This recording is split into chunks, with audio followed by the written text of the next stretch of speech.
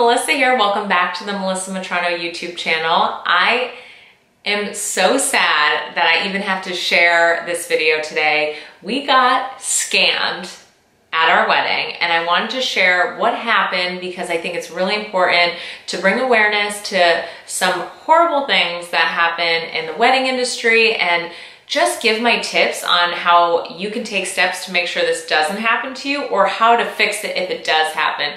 Luckily, this story has a happy ending, and so don't worry. We have, for the most part, recovered everything, but I think it's really important to share what went down. So let's get into it. I do want to make a note that I will not be sharing the name of the vendor or the person that scammed us, just because there's still a lot that's unknown and I don't want to speak on things that I don't know of. So everything that I'm telling you is just what happened from my end, and I really can't speak of what's happening with their end for anyone that might be going through the same thing. So when it came to my wedding, I wanted to have all my big vendors. I got a photographer, flowers, band, DJ, venue, all the above. And luckily, most of my vendors I knew or came highly recommended from the venue. They had this list of preferred vendors and everyone was so great. It came to my attention that I was a little bit behind on booking a videographer. So instead of going with the preferred vendor list or asking around, I went on, the various wedding websites to read reviews and to see who's in the industry doing great things. So I ended up going to this website of a production company that basically does everything. They send you the videographer, they do the editing. They did planning and photography too, but I already had incredible people for that. So I reached out, and let me just tell you, their website was incredible. It was like I was dying to have them video my wedding. It looked so professional, and I was just so excited. We ended up booking them. Everything seemed great. Like, they even had their own day of timeline. They had us move things around. They seemed very on top of things. The way that we made our payments was in 2 separate payments, which is very common in the wedding industry. My first tip is pay with a credit card when you can. Because if you have a credit card company that you trust and you know their policies, you can dispute charges, or if there's a fraud issue, they're gonna work with you right away. If they are requiring cash, PayPal, debit card, really make sure that it's a trusted vendor or someone that you know has worked with before, or someone your venue or your planner or someone has worked with before. So that's what I'm gonna say on that. Everything went fine. The videographer showed up. He was great. I felt like he really captured everything we wanted. He seemed super professional, super nice.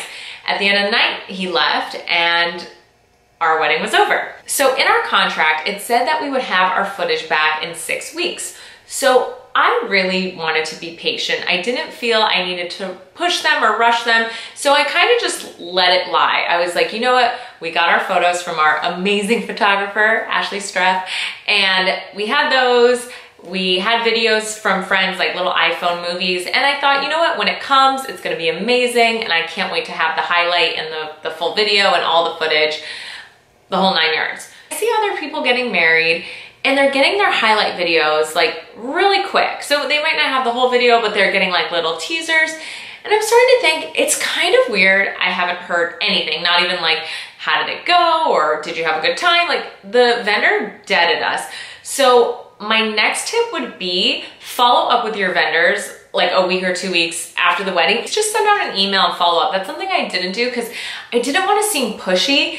And in hindsight, I should have sent an email and followed up and just said like, hey, because then we would have known what was going on much sooner. So around 6.5 weeks rolls around, and my husband, Harry, starts to get a little irritated because we haven't heard from them. And he is like, I'm gonna reach out. So Harry called, he left a message, and he said, no one's responding. So he keeps calling back and no one's answering. He sends emails, no one's answering. Now we're starting to get a little concerned because it's been radio silent for so long. But we decide that we are gonna get the credit card company involved at this point. We haven't heard from them, and at this point we're thinking, it could be fraud. We're starting to go online and we're reading all these stories that the owner ran away with the money and all these things that we don't know what's true. So I call my credit card company and I talk to customer service. I explain to them what happened. They said in this situation, because it's been so long since we paid, to them it sounds like it could be fraud, and that they're gonna go ahead and put the dispute claim in. When you put in a dispute claim, it gives the merchant the opportunity to report back to the credit card company and to work it all out. So we're hoping that that the credit card company can get a hold of them and that we will get our footage. We honestly, like, we would much rather have our wedding video than the money because we had already paid for it. The credit card company doesn't hear back. I start getting many messages from people because I had left a comment on their Instagram page saying, hey, I haven't heard from you, just trying to get in touch with you. So many people started messaging me saying that they were in a much similar situation. It makes me feel terrible to hear all these horrible stories about people who've lost their wedding footage, who haven't gotten paid, who's lost thousands and thousands of dollars. So I instantly reach out to my day of wedding coordinator. She is amazing. Her name is Bettina. She also suggested, if we have the number of the videographer, to try reaching out to him. So we called the videographer. He tells us that he sent the footage to them over a month ago and that he hasn't heard from them since. And we're like, well, if you have the raw footage, could you please give it to us? We will find an editor. At this point, we just want our footage. And he basically told us that he didn't have it anymore. I 100% think he was lying because he said he sent it to them via Google Drive, and it's very difficult to delete something permanently off Google Drive right away. So our wedding planner kept reaching out, and somehow, by, like, you know, a miracle, recovered the raw footage file from the Google Drive. So where we're at now is that we have recovered the footage, which is amazing, but it doesn't change the fact that there's so many people out there who are still waiting on their footage. And someone sent me a screenshot of an email saying that they are filing for bankruptcy and no one can get in touch with any of the contacts or the reps there. It's really such a sad situation. Overall, what I took away from it and how you can ensure that something like this doesn't happen to you is the first two tips that I told you. Pay with credit card if you can. At least you'll have the opportunity to get your money back.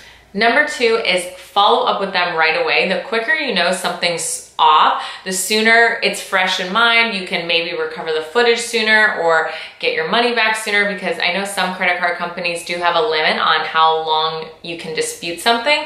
So follow up after the wedding.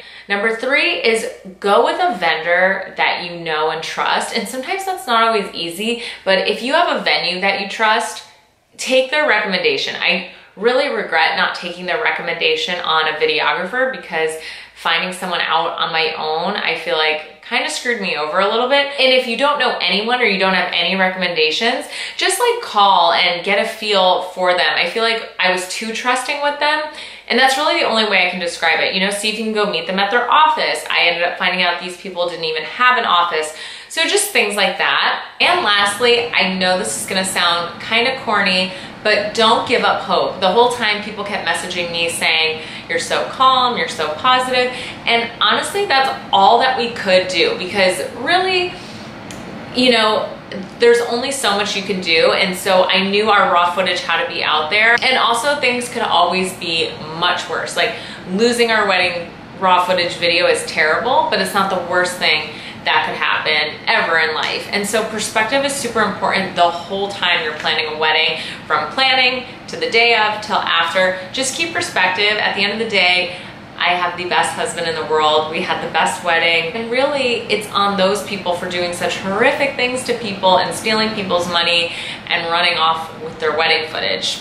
Can't imagine why they wouldn't just want to give it to people. If you do have more questions, find me on Instagram at MelissFit_. Send me a DM. I know everyone is a different case-by-case basis, and so if I can give you some advice or point you in the right direction, I'm more than happy to do that. If you're not subscribed to the Melissa Metrano YouTube channel, please go ahead and hit that subscribe button. Make sure to give this video a big thumbs up. Give it a big thumbs up because we recovered our wedding footage. We do need to get it edited now, which, you know, that's what we have paid for with the company, but we will find someone to edit it, even if I have to edit it myself. I hope you have an amazing day, and like I always say, spread love and positivity wherever you go. Bye.